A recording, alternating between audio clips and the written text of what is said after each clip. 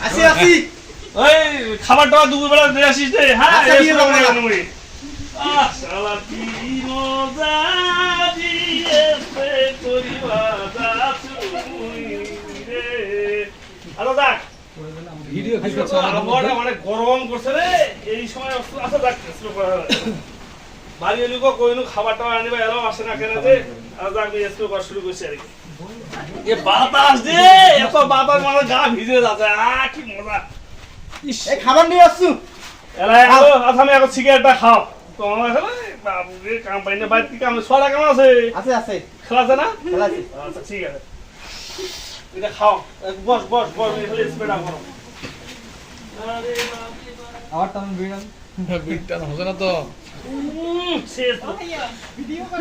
কি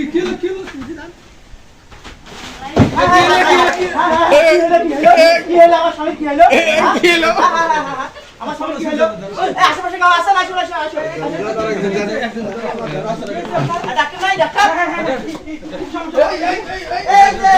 স্প্রে করার সময় যে বিড়ি খাইছে এই ঠান্ডা পানি রাখেন ঠান্ডা পানি এই তুষার ঠান্ডা পানি দাও তো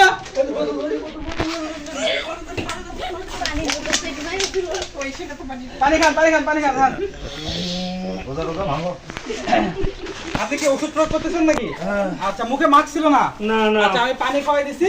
আপনি এখন একটু বাসায় গিয়ে তাড়াতাড়ি গোসল করবেন করে ঠান্ডা জায়গায় রেস্ট নেবেন আর শরীরে যা কাপড় চোপড় আছে সবকিছু ধুয়ে পরিষ্কার করবেন তারপরে গোসল করে রেস্ট নেবেন হ্যাঁ আর কখনো কীটনাশক দিয়ে খালি মুখে দেওয়া যাবে না যান বাসায় যান আপনি